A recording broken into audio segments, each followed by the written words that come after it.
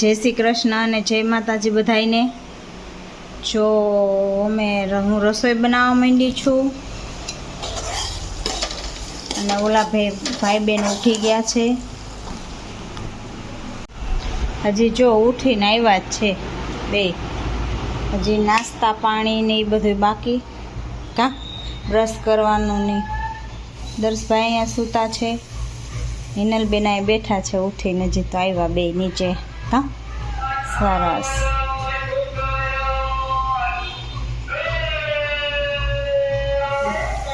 હાલો મારે શાક થાય છે, દૂધ મૂક્યું છે, દૂધ ઉભરાઈ જાય નહીં, અને અહીંયા શાકનું થાય છે। જો બે ઉઠીને રમવા માંડ્યા છે, એને લઈ બેસી ગઈ છે ત્યાં પગથિયે, અને નાસ્તો નથી કરતી કે બ્રશ નથી કરતી પહેલે, પણ પહેલે બ્રશ કરો પછી હોય ને। અને આમ જોતો તું મારી સામું, આ હું હાથે ચોટી ત્રાસી વારી લીધી આજે તો એને લે હાથે ચોટી વારી ને એ આમ એક બાજુ વાળ લોઈને ત્રાસી આમ ફરતો મારા સામું લે આ અને ત્યાં કલર લઈને બેસી ગઈ છે ઉઠીને તરત। અને દર્શ અહીંયા એની સાયકલ છે ને કે બાઇક? હા હા હા, મોટો થા ને એટલે એવી સાચી સાયકલ લેવીશ હો। હા એવી જ સેમ ટુ સેમ। હા આવે ને અહીંયા આ છોકરાઓ નો મોટા મોટા ફેરવતા હોય એવી લેવીશ આપણે તો। હે છેક હાલો પેલે બ્રશ કરો એનું બેન। એ દર્શ એમ હિંચકા ખવાય? એમ ન કરાય, હજી તો જમ્યું હોય ને, એમ ન કરાય। હાલે જતું પાણી પીવા હાલો। હા પડી જતું એમ કેરમાં। હાલો હવે નાહી ધોઈને તૈયાર થઈ જાય।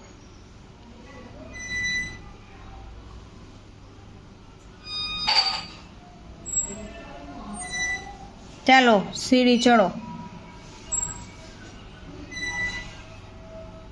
હાલો સીડી ચડો નાહી લે। હાલો દર્શભાઈ હાલો હવે પછી બતાવું તૈયાર થઈ જાય। હાલો તો જમવા બેસી જાઓ। હા જમવા બેસી ગયો। તો કેવો તડકા પડે? તડકા બહુ પડે, વરસાદની સીઝન તો પૂરી થઈ ગઈ, શું કે ખબર ન પડતી। સાચી વાત છે। આ તડકો એવો ને જ્યાં ખાડા ને દેતી ને ધૂળ એવી ઉડે છે બધા રોડમાં।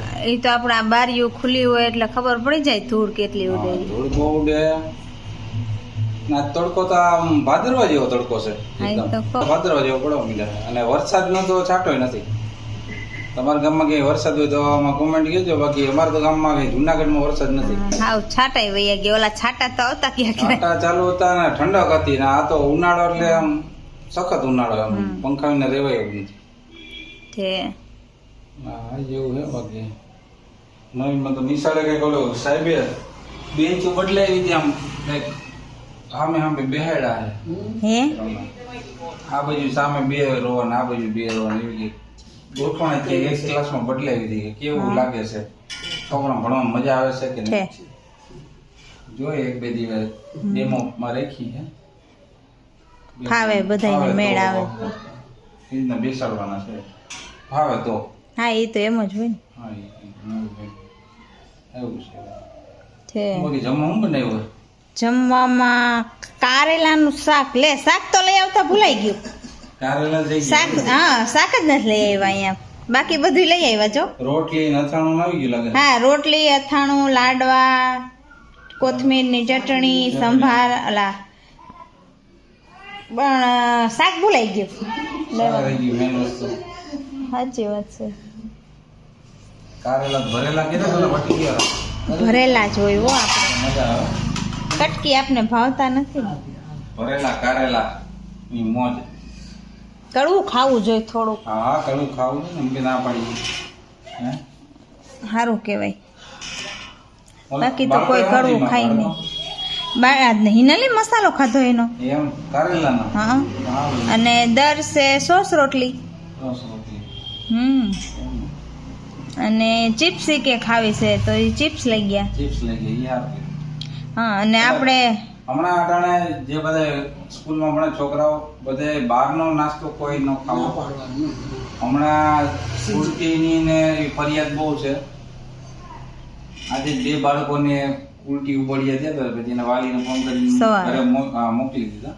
એટલે હું બહારનું ખાતું હોય ને હા એટલે એનાથી શું થાય કે પેટમાં તકલીફ હોય, દુખવાનું પેટમાં, માથું ચડવું, ઉબળિયા થવા એવું તકલીફ. એટલે બહારનું કઈ નાસ્તો કોઈ વાલીએ પણ વરી ના દેવો. બરોબર, ખાસ નોંધ રાખજો. હમણાં આ ચોમાસું હાલે છે. હું ભલે તડકા આવતા હોય, ચોમાસું તો આમાં કેવાય તમે કોઈ કે નહીં ચોમાસું હાલે છે, ઉનાળો હાલે, ઇફેક્ટ તો દેખાડે જ નહીં. ઉનાળો હાલે છે. હા. તો હાલો હવે જમી લઈ. હવે જમી લેલો ઘરે પેલા. હાય, જો નાસ્તો સ્કૂલેથી આવી ગઈ, નાસ્તો કરી લીધો, હવે લેસન બેઠી કરો. લેસન કરસ ઠેક કરી લ્યો જો. અને દર્શભાઈ જો થોડુંક કર્યું ને એ મૂકીને વાર રમવા માંડ્યો છે. હવે કે હું લેસન હમણાં નહીં કરું, પપ્પા આવે ત્યાં લેસન કરીશ. પપ્પા તો આવશે ને, ચોમાસું લેસન. પપ્પા અંધારું થાય ત્યાં આવે મોડા મોડા. અને એને હવે ઈ મૂકી દીધું, થોડુંક કર્યું પછી કે હવે પપ્પા આવે ને ત્યાં જ હું લેસન કરીશ, તા લગી નહીં. તો હવે રમવા માંડ્યો છે ઈ. કાં દર્શ જો દડાથી રમે છે ઈ ત્યાં. અહીંયા કિચનનો ઢગલો કર્યો અને હું મારું કામ કરું છું મોતીનું. આ એ કિચનનો ઢગલો કરીને પછી દડા યાદ આવ્યા તો હવે દડાથી રમે છે. અને ઇનલબેન અમારે લેસન કરે. કાં હાલો લેસન કરી લ્યો. મમ્મી આમાં પાડીએ. તો એમાં તો પાણી હોય ને, દડો પાણીવાળો છે એટલે. ફીલા પાછા ફીલા.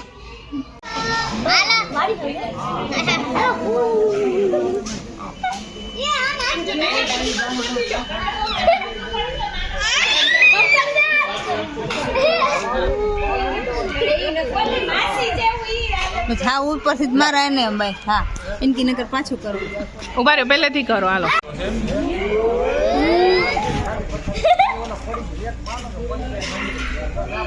પાછું કરો.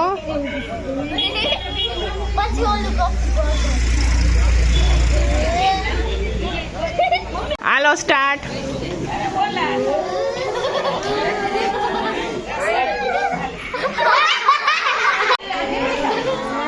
આમાં જો, આમાં જો, આમાં જો.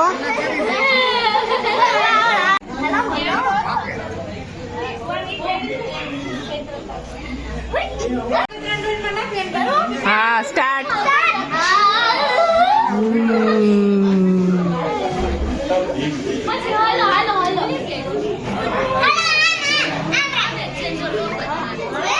હાય, તો આજે તો જમીન આવ્યા, ભજીયા પાલતી હતી. શેરીની ભજીયા પલટી હતી. શેરીની ફ્રેન્ડ આવી રહ્યો. કાં દર્શ તું ગયો તો ભજીયું ખાવા? કાં કે નતું ખાધું તે? નાના મોટા બધાની હતી ને. હા હો બધાયની હતી. આજ તો સોસાયટીનો જમણવાર હતો. સોસાયટીના જમવા.